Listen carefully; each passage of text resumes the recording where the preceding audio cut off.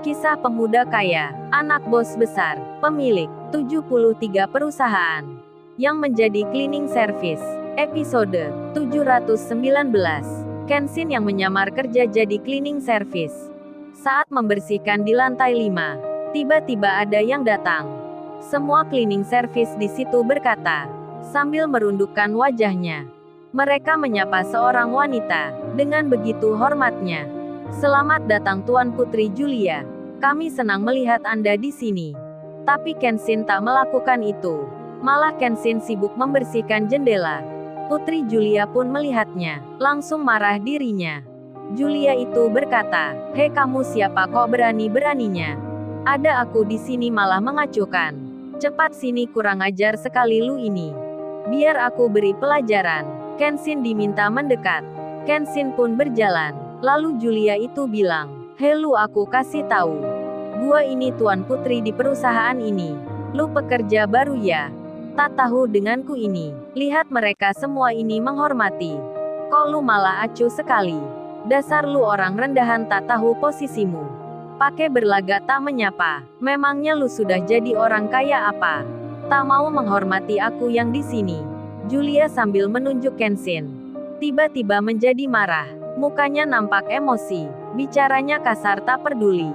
Kemudian Julia itu berkata, "Apa kamu mau kerja atau langsung aku pecat sekarang? Kalau masih mau kerja cepat bersihkan sepatuku ini. Hukuman buat orang yang tak menghormatiku. Harus berlipat-lipat kerjanya. Cepat lu pelayan rendahan. Bersihkan sepatuku ini." Mendengar dan melihat seorang wanita yang tiba-tiba marah-marah ini, Kenshin tak membalasnya, karena sedang menyamar. Kenshin pun bersabar hati. Bersikap menuruti, tak melawan ataupun membantahnya. Lalu Kenshin merundukkan dirinya. Kenshin berjongkok ke bawah. Akan membersihkan sepatunya Julia. Tapi Julia itu langsung menariknya. Julia berkata, "Hehe enak aja lu ini. Mau menyentuh sepatu mahal ini. Tanganmu itu tak pantas memegang sepatuku. Ini harganya di atas 10 miliar. Harga dirimu saja tak ada artinya. Apalagi keluargamu. Bisa ku beli dengan mudah. Sepatuku ini lebih mahal dari keluargamu. Cepat-cepat kamu menyingkir." Waduh, Julia sangat sombong sekali. Tak cukup dengan menghina Kenshin. Malah Julia itu menghina keluarganya Kenshin. Yang Julia belum tahu siapa yang dimaksudnya. Kemudian Julia melanjutkan bicara. Masih dengan emosi dirinya berkata, "Jadi lu jangan macam-macam. Mencoba tak menghormatiku di sini. Ingat itu selamanya." Rupanya Julia memang berniat menghina Kenshin. Merendahkan dengan serendah-rendahnya. Karena marah dirinya tak dihormati. Kemudian Tuan Putri itu terlihat membagikan uang pada tiap pekerja cleaning service yang menghormatinya tadi. Julia melempar uang 500 dolar Amerika. Setara uang 7 juta, pada tiap-tiap pekerja di situ. Sembari Julia berkata, "Oh ya semuanya, kalian jaga rahasia di sini. Jangan ada yang membocorkan. Jangan ada yang bercerita tentang masalahnya. Kalau tak mau menanggung akibat yang besar." Semua serentak menjawabnya, "Baik Tuan Putri Julia, kami akan mengingatnya. Kami tak akan bercerita. Terima kasih sudah memberi uang ini." Rupanya yang dimaksud Julia itu adalah tentang penculikan anak di sini, yang akan dioperasi di ruang ini. Dan juga adanya dokter-dokter yang jahat, yang akan melakukan operasi itu. Semua pun diminta tutup mulut. Tak ada yang boleh membocorkan. Kemudian Julia bicara pada Kenshin. "Hei kamu pegawai bodoh yang tak menghormatiku ini. Semua aku beri uang.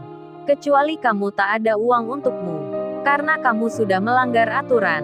Sekarang aku beri hukuman. Lu bersihkan ruang itu sendirian. Dan jangan ada yang membantunya." Julia menunjuk kamar di depannya. Dan Julia berkata lagi, "Hei kamu pelayan yang bodoh. Sekarang cepat turun ke lantai 1. Ambil keranjang di sana. Lalu bawa ke kamar itu. Cepat lu turun mengambil keranjangnya. Jangan bengong dan berdiri di situ. Dasar lu tak punya otak. Sudah diperintah malah melamun." Kenshin dibentak Putri Julia. Kenshin pun lalu berjalan untuk turun ke lantai yang dikatakan. Saat ada di tempat yang disebutkan, kaget Kenshin jadinya. Apa yang dicarinya ada di sini.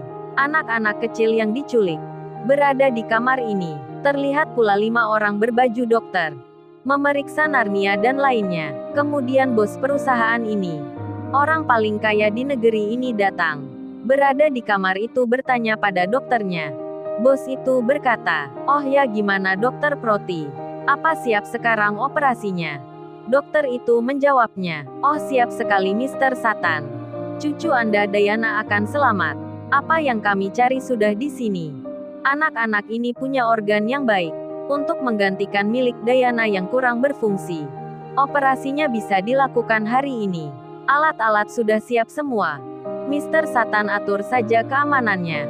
Jangan sampai diketahui oleh pihak yang berwenang. Kalau tidak bisa gawat nantinya.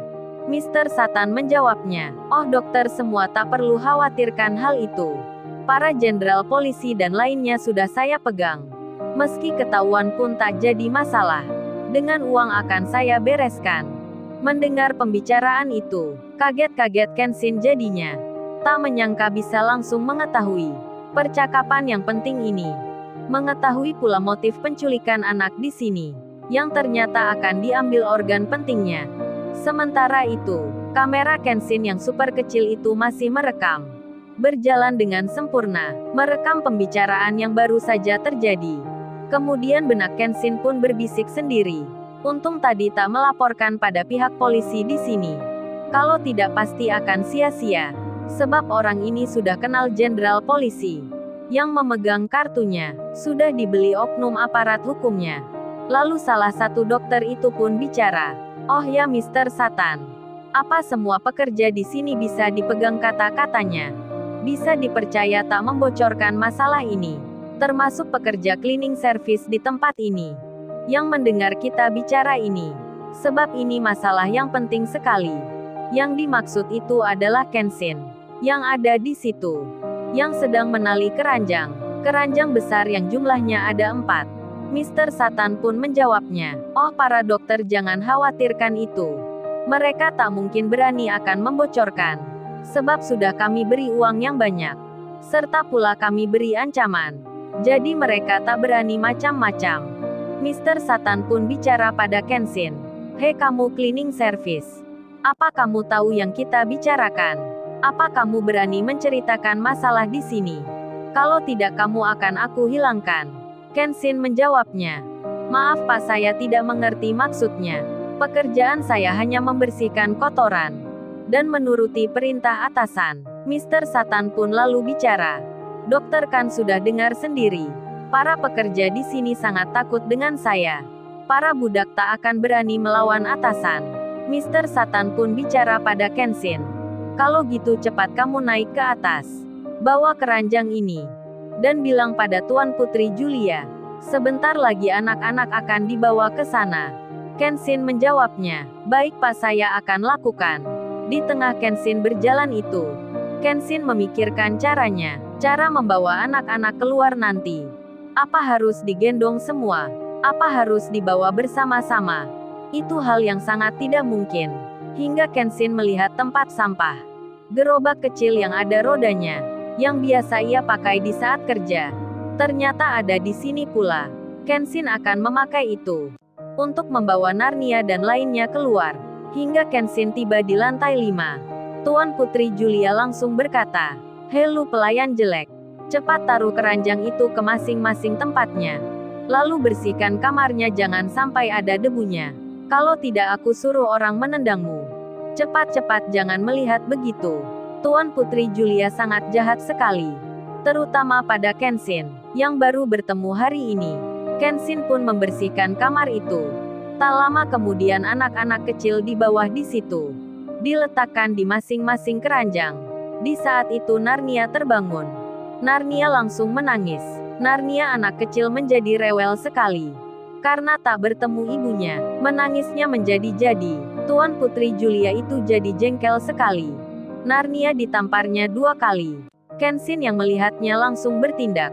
Memegang tangannya Julia. Julia kaget sekali.